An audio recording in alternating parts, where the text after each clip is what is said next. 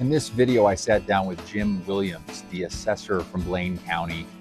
Had a great conversation with him. So what you're going to get is there's two parts to this video. The first 3 minutes of it are me walking you through the website that Jim has put together, where all of the data lives for property values. So the first three and a half minutes, you guys get to walk through that website. And then in the last 30 minutes, it's just a wonderful interview with Jim. We walked through several different key aspects on how we come to property values in Blaine County, how the assessments and taxes work. We talk about the circuit breaker for anyone over 65. We talk about the homeowners exemption. I hope you guys find this video valuable. Again, this is Zach Greenwalt with Dryfly Real Estate. And if I can do anything for you and your real estate needs, please let me know.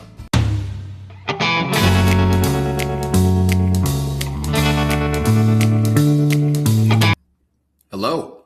It is another great day here in Sun Valley, Idaho. This week I sat down with Jim Williams and he talked about this website, and I wanted to make sure you guys knew that we have this resource available to us in the county. He's amassed an amazing amount of data for us to be able to tinker with and sort through. So if you're unfamiliar with this website, I'll put it on the video here for you to look at, but I just wanted to take 1, 2, 3 minutes at the most to walk you through a couple of these things that Jim has available for you as homeowners in the Valley. You can see when you come in here, you've got average sales prices, you've got median sales prices, the number of homes sold, and you can toggle through every single year. So you could go 2025 and it'll bring up a whole set of numbers around 2025. And at the bottom of the screen here, there are several pages that we can kind of sort through. Let me hide this button here. And you can sort by agricultural, commercial improvement, fractional, manufactured, residential, condo, all sorts of different data sets to be able to go through and just really sort of hone in on all sorts of different great information as far as just land value and certain things. You'll notice that there are 10 pages. So as you scroll through here, page 2 will give you a breakdown of median sales price by year and quarter. And again, you can sort through the type of property that you're interested in looking at. You have number of sales by year over quarter breaking down there. Let's see, what else does Jim have for you guys? Median sales price by year, calendar quarter, and location. Let's go through all of these things. Homeowner applications by year. How many homeowner applications have we had? You can see we hit that high water mark of 694 applications in 2021, back down to 380, sort of below even where we were pre-COVID years. Homeowner applications, percent by location. Blaine County. Blaine. What does the purple give us? Out of state. So these are people within the county. Let's keep moving here. Where are people coming from? Previous county. Where are they moving from? Very interesting statistic, right? Where do people who move in state, where do they move from? 2024. 85% of our people just relocated within the county, down from 92% in 2019, though. Out of state. Where are people from out of state coming from? California, no shock there, 17%, but down from almost 26% in 2023. So again, guys, I just want you guys to know that you have access to this.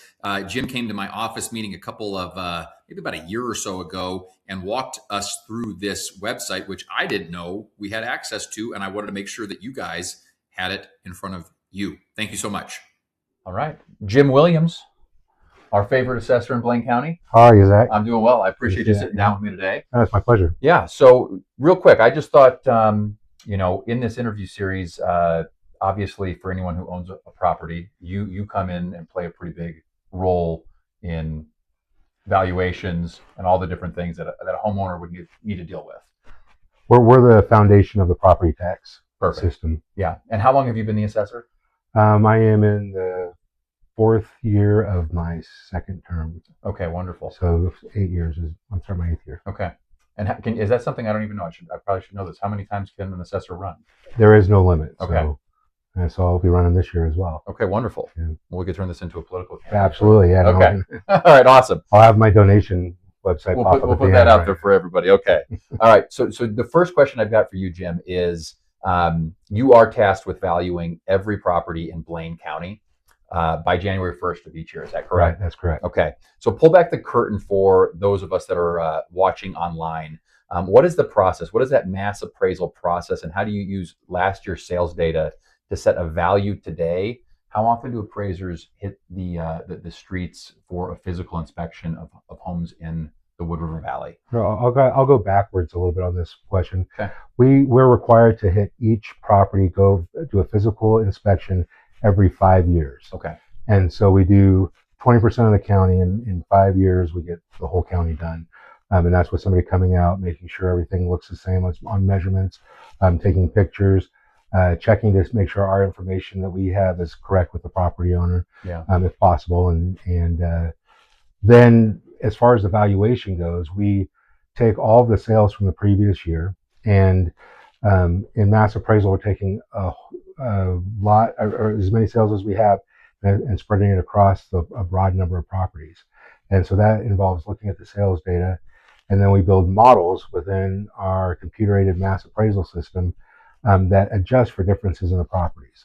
So there might be some differences in 1 bedroom to 2 bedroom, 10,000 square feet to 20,000 square feet, differences in location, quality of build, depreciation, all of that, and all that goes into our models. And when we apply that across the board to everyone, what we're trying to do is we try to make everyone be paying a fair amount for what they have. It's a tax that if you have a nicer home, you'll have a higher value. You'll pay a little more property tax, while someone else with not so nice a house will have a lower value and pay a little less. Now, you weren't the assessor at the time, but I feel like you may have been in the kind of the arena. We've obviously been appreciating in the Wood River Valley, nationally for that matter, for the last better part of a decade. It really exploded during the COVID years. Yeah. We're not seeing any forms of depreciation. We did notice this last year watching the statistics that the median sales price stayed relatively flat this year. When you have a market that would depreciate versus appreciate, how does the algorithm that you guys use come into play then? And we haven't had to deal with it since really 2008, 9, 10, 11, kind of that time period. I'm just curious how that works though. By depreciation, there's overall market depreciation, and where values are in a trend downward. There's also, from an appraisal standpoint, physical depreciation. For sure. Depreciation that occurs when the house isn't as nice as it used to be. Yeah. Deferred maintenance, that kind of thing will cause it to have more depreciation. What we're trying to avoid is comparing a brand new home that's complete and very nicely done to a home that's 20 years old. There's going to be some difference in there, and that's the depreciation. Yeah. There's physical, functional, and economic obsolescence. And physical, of course, is what we just talked about. Functional obsolescence is when they build an old house and maybe there's 3 bedrooms on one side of the house and the bathroom's all the way across, the living room on the other side. Yeah. Because that's what they did back then. Right. It just isn't functionally what it meets today's standards. And then economic obsolescence is any outside factors. Yeah. So if there's a factory built right next to your home and there's nothing you can do about it, then that's probably there's going to be some economic obsolescence on that. Yeah. But temporary things like when they're doing the highway and Ketchum, or on the way to Ketchum, that's a temporary issue. And overall, if somebody's trying to sell a home, we all know it's going to be a temporary issue, so we don't make adjustments for that kind of thing. Okay. How did you guys navigate the valuation increase? Because it was so significant between on the sales side of real estate, 2020, 21, 22. Oh, yeah. Are you guys caught up with where you think the market currently is, or are you still playing catch up from that property increase? Yeah, we're always a year behind. Okay. Because we can never use the current sales until the following year, and then it's always 1 year back. So I think right now we're seeing the market stabilize, and I think we're probably pretty much right with market value. Typically, we tend to be a little bit low. We're not out trying to dollar for dollar match. I mean, the standard is market value, which would be 100% market value. But the state gives us between 90 and 110% to kind of play with. Okay. And so our goal is to get as many in that 90 to 110 bucket as we can. Yeah, because when someone's sitting on the Blaine GIS website, right, it'll give you the assessed value, right, and then it does give you a market value as well, does it not? It gives you the assessed value and then the taxable value. The taxable is after any exemptions. Okay, perfect. Did we cover that question, do you think, adequately as far as lining up how you guys come to your end goal for each year for property taxes? I think so. I think that the main point is that after we do our valuations, the state comes in and tests us, and we have to pass these ratio study tests that the state tax commission does to make sure that we're valuing people fairly. They look at it from a statistical point of view and make sure that everything balances. If we're out of compliance, they can actually come in and take over my whole office until the values are right. Okay. And charge the county for all that. So has that happened to any county? And not for a long time. Okay. Yeah. Wow. That would be terribly exciting. It would be. Yeah. It would, I probably wouldn't be around for more. No. Yeah. All right. Let's talk about the tax myth: assessments versus actual budgets. So I think sometimes people can get the fear of, like, if I see a 10, 15, 20% increase in my assessed value, that leads to a 20% increase in my actual taxes. Can you explain that that's not the link that ties those two together, and how the taxing district budgets for the final bill rather than just the home value itself? Sure. So in Idaho, we have a budget-based property tax system. And so all of the various taxing districts, the cities, the county, ambulance, road and bridge in some areas, whatever we have, libraries, they all set their budgets each year, and there's some statutory deadlines for them to get their budgets in.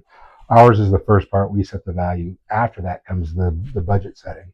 And once they know what they're going to be sort of playing with. No, it's not even certified yet. Okay. But that our process is done. We valued all the property. Okay.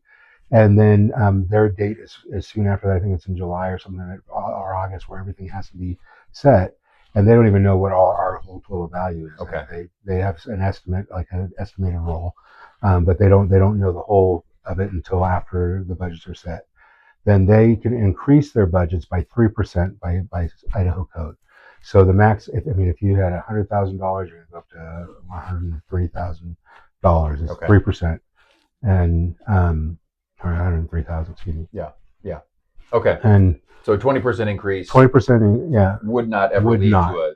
As we raise value, and they are limited in what they can increase their taxing district budgets by, we're taking that larger number and dividing it into that smaller number, and that gives the levy rates. So it's very rare when the percent in increase in value is equal to the percent in increase in taxes paid. Okay.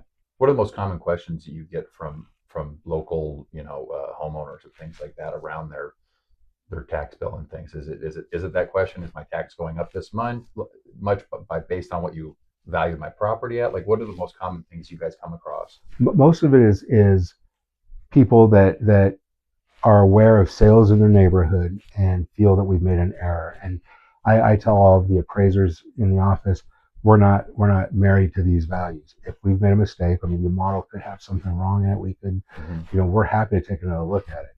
If we can look at sales information and show that our value is incorrect, we'll make the change right then and there.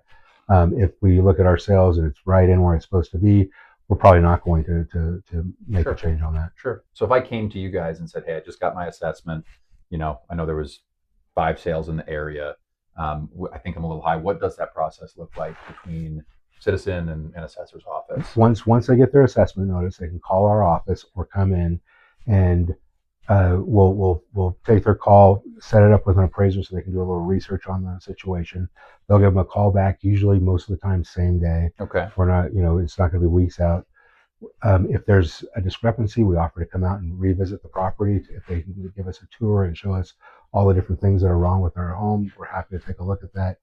Sometimes it's just providing them sales information. Now, we can't give a list of all the sales in the county, Sure. but we can give sales out there that were used to value their property. Okay. Okay.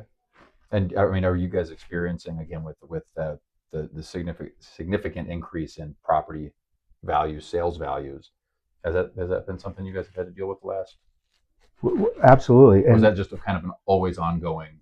Every year, after we send out the notices, is when it all starts, and we always have a fair amount of calls, maybe anywhere from 100, 150 at the most. Okay. But the actual appeals that we have filed are just a handful. We usually have 5, 6, 10 at the most. Okay. Okay. All right. So that's not something you're seeing a bunch of pushback on per se. No. I mean, nobody likes it. Everybody likes to see their value go up. Yes. They don't want to see their taxes go up. But now we know how that is. If we can alleviate that initial concern, we're usually okay. All right. But it is safe to say that at the most, via state law, 3% increase on the budget, not on the taxes. Okay. 3% increase on the budget, and then the levy rates will determine. Now, there's sometimes when it does go up higher. Let's say it shifts and commercial real estate goes down. Property owners with residential properties would see a higher increase. It's kind of like a balloon. If you squeeze it one way, it's going to make this bigger for somebody else. Then it gets squeezed the other way, and they get somebody else might see a little more taxes. Okay. Overall, tax bills, I can show histories on history on most properties that it's probably been the same, maybe growing incrementally every year. There's rarely a huge jump in taxes paid. Okay. And you touched on it earlier when we were talking. You said it's every 5 years, so you do 20% each year. Is that zoned out per area? Is that like a map, or how do you guys break out that 20% each year? Well, each appraiser has a geographical area, Ketchum, Mid-Valley, so on, and they have to reinspect a fifth of their neighborhood each year. Gotcha. And it's just because we're out and doing physical inspections doesn't mean the rest of the values around there aren't going to go up as well or down with the market. The goal is to have all of our properties valued correctly. The physical inspection happens every 5 years, but each year you can see a change in value based on what the overall market's doing. Okay. We accomplish that by trending. We physically look at this 20%, and then we trend the rest of it based on what we've seen in those areas. And before I get to the next question, I mean, it revolves around the data that you guys compile and share. And I don't know that everybody in the county knows that we have access to this website you've created. Right. So we'll touch on that. How many appraisers do the appraisers you guys work with, are they strictly working with the county and the assessor's office? They are certified by the State Tax Commission for ad valorem appraisal, so for tax purpose appraisals. Okay. We don't do single property appraisal where you go and find 3 comps to this one property. Sure. We're looking at all the comps and spreading them out by the differences in their properties. Okay. When it comes down to discussing with a property owner, though, we will find 3 or 4 sales that support where we went. If we can't find those 3 or 4 sales, then we try to look at things again. Okay, that's when that would come up, right? Okay, all right, perfect. So let's talk about this dashboard you've created. Sure. You came to one of my office meetings at Keller Williams last summer, I think. Yeah, it was a little bit ago. A little bit ago, but you walked us through, and I had just, I'm a realtor, I'm a homeowner. I had never seen this, and the data that you guys are able to collect is really interesting. So you have this data report dashboard for the county. If there's someone sitting there right now and they're like, hey, and I will do a video for this afterwards, and I'll try to build it back into this video to show people, what are 2 or 3 specific filters or maps that someone would want to go in and like utilize the information that's being given to us? How would you recommend someone filter through that website? Sure. To gain a better understanding of their personal property valuation? That's a really good question. The first few pages are dedicated to sales, and so of course we have an agreement with the multiple listing service in Blaine or in Sun Valley. Yep. Board of Realtors. Yep. And so we get most Which of the gives you sales access information. to all the sales. Right. Yep. And we don't put anything out with. I mean, everything is confidential. We use it for internal purposes. Mm-hmm. But what it allows us to do is we can put by area what things are selling for. So you can select a city and a type of property, let's say condos, and see what the average condo was selling for last year. Yeah. And so you could do that per area. So I live in Elkhorn. I have a condo. I can go in and toggle into that specific kind of, not the subdivision, but that area. Yes. So yeah. so but condos in Elkhorn. Condos in Sun Valley. In Sun Valley. Yep. Okay. And then I mean that's going to give you a general idea of where the median was, or the where we were getting things at. Now, if you think, wow, I have a really nice condo and it's valued higher than this, and maybe it makes sense. Mm-hmm. But if you go, man, I'm way higher than this median value, and mine's pretty dilapidated, then we would definitely want to talk about that. Okay. So they've got just the bullet point those 2 or 3 areas that they could go for again for me. Where would they? What's the website again? It's on the Blaine County website under the assessor. Okay. It says Blaine County Assessor Data Report. Okay. And then page 1 through 3 are mostly the where you find the sales information. And there's Mm-hmm. different ways to drill down into the information. Yeah. Either by quarter or area. There's some homeowners exemption information, and that's more for the city's use. I mean, I tried to build this with a lot of different people in mind, and the cities like to know what percentage of their properties are lived in by locals. Mm-hmm. So there's a lot of that there. And then we have a lot of tracking of where people are moving here from. That one was and really where they're moving out to. Yeah. And we have a number of ways of looking at that. One is with the homeowners exemption and who's signing up for it. And it's now, we were asking for this information, but now it's Idaho law that you have to disclose your previous address. Mm-hmm. And so we have all the data of where people are moving from now. Do you recall offhand where the top 3 trends are? People coming in and coming from? Yeah, mostly in California, Mm-hmm. And then Washington, Oregon is up there as well, and I feel like we saw Texas. Texas was on the Texas yeah. and Utah, and Texas, Utah, and Arizona are kind of all in there. Yeah, but California, Washington, no surprise. Right. That's kind of been. Yeah. I came from California. Yeah, right. So yeah, and we even drill it down to the county they came from or the city they came from, and so you can see how many people from Los Angeles proper are moving to Blaine County. Yeah, it is interesting.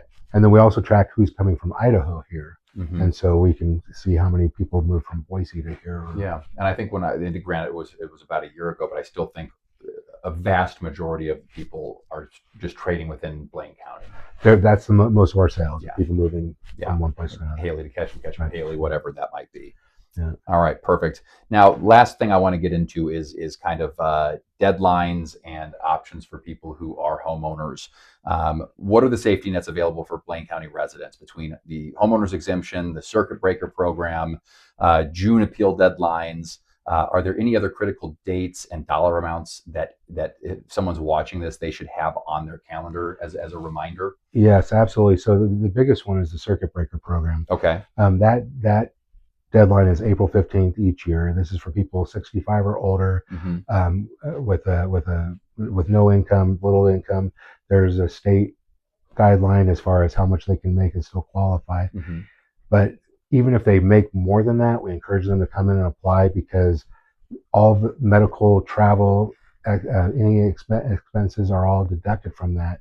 And while we don't make the final decision, we collect it for the state tax commission, and they make a decision, and they can save somebody up to $1,500 on what they pay in taxes. Okay. So it's really important. We go out to the senior center. We have people try to get people signed up all over. Get that message out as much as you can. Yeah. The homeowners one, everybody knows about that. It used to have an April 15th deadline, but now the deadline is December 31st for that year. So if you applied December 31st, 2026, you would get the exemption for the whole year. Okay. And that exemption is usually it takes $150,000 off of what you pay taxes on, so it reduces your taxable value. Yeah. And up to half the value, or $150,000. So if you have a lower home, but that's pretty rare around here. Yeah, it is. And but that so if you sign up on the last day of the year, you would get that credit for the whole year. Okay. Do you see, is that something that people do miss? I feel like Sometimes. yeah. Yeah. Okay. And we recommend it to everyone, and we always check. There you do have to provide an Idaho driver's license and where you came from, and those are the only two. Okay. And is that done through the assessor's office? Do you come? They come in here, or we have the form online. They can fill it out on there. Okay. Okay. Perfect. And so it works well. And then the other deadlines, we have to mail assessment notice by the first Monday in June. Okay. And then property owners have until the fourth Monday in June to contact us. And once they contact us, we can start the discussion about their property value, their new assessment. And if they disagree with us, they can file an appeal by that fourth Monday in June.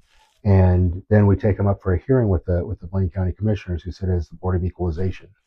And then it's kind of a quasi-judicial format. They give their presentation and show why they believe their value is incorrect, and then we give our presentation and show why we believe our value is correct, and then the commissioners make a decision from there. Okay.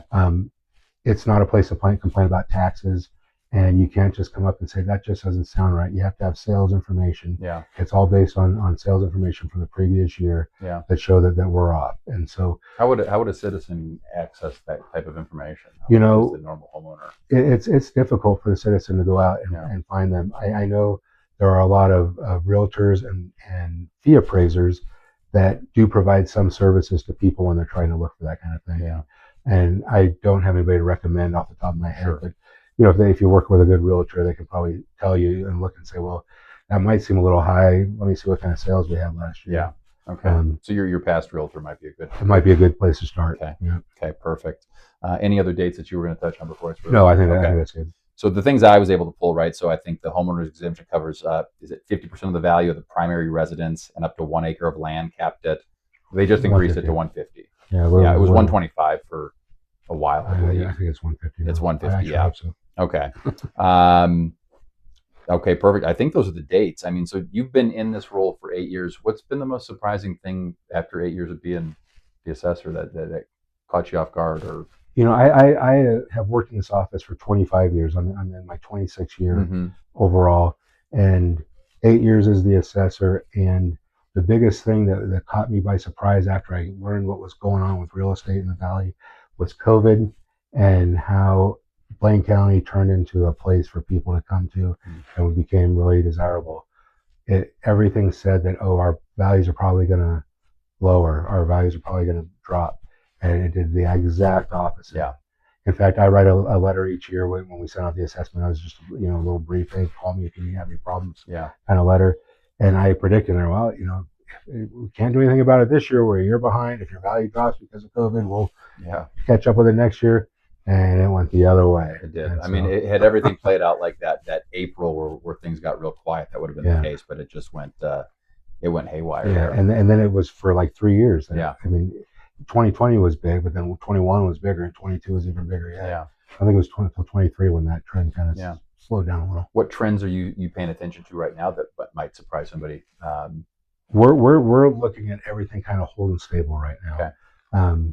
It's not in all areas, but there are a lot of properties still on the market that are kind of slowing down a little bit. It seems like we're not seeing the influx of sales that we have in the past. I mean, there's still a lot of strong sales out there. And I think on the high end, things are still going. I think on the lower end, things have slowed down just a little bit. Yeah. I don't know if that's the same thing you're seeing or not. But. Yeah, you're seeing just it's an inventory issue on the. And it's tough to say because right now the median price point valley-wide's roughly 900, I think, give or take, on the sales side. So I mean, you're just not seeing a lot of $500,000, $600,000, $700,000, $800,000 listings in the Haley Bellevue market, which would now be constituting kind of our low or entry level price point. Right. Yeah. You don't see a lot of those. Yeah. No, it is inventory, and it's hard to put your house on a market, and then what do you do after that? I mean, you can sell it for $800,000, but then what? Yeah. You've got that question of where do I go, which I think still persists in segments of the market. And then you still have that, that low interest rate person who might still be locked in at 3-4%. And there's always that question of, well, do I trade up to a more expensive interest rate? And all those obviously come down to just personal situations and, things like that. Well, my son's a realtor, and he always says, "Oh, this is the best time to buy." Because right now you might pay a little higher in interest, but the values are lower. Once they lower the interest rates, they're going to go even higher. Yeah. And I mean, he's probably got some kind of good sense to his argument, but I try to tell him the other way. It's like, man, I wouldn't do this.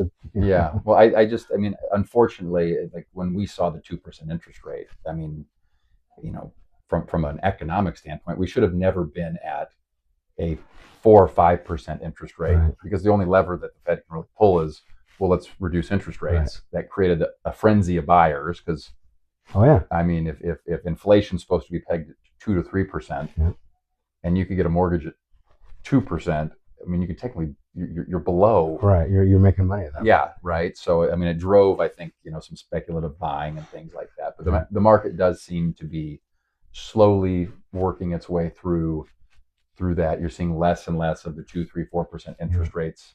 I think you've got more of a, the pie has got more people at a 6% interest rate now than.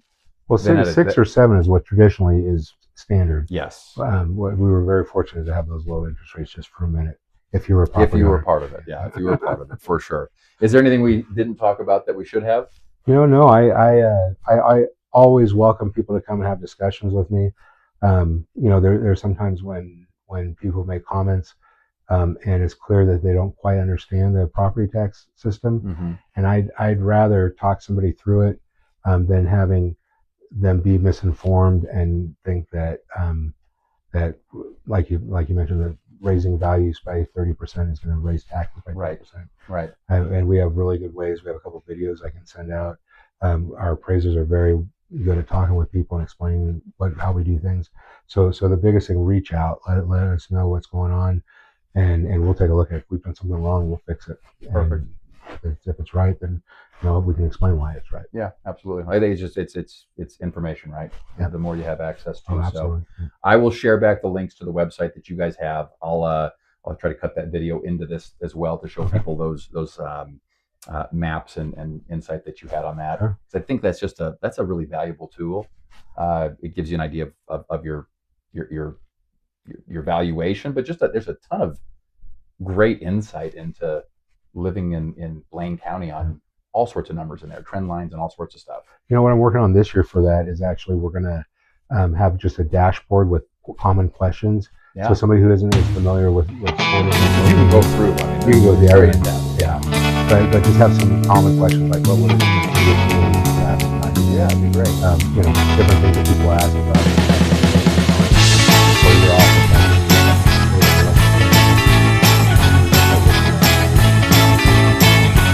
Mid-March. Oh, so. Perfect. We'll look for that. Absolutely. All right, Jim, I appreciate the time. Right. Thanks for coming over. Good to see you. See you out on the softball field soon. We could do it right now, right? Yeah, right. It's February what? February 9th today, and the fields are clear. My gosh, it's not usually the case. So, Thank you so much. Yeah, thanks, Zach.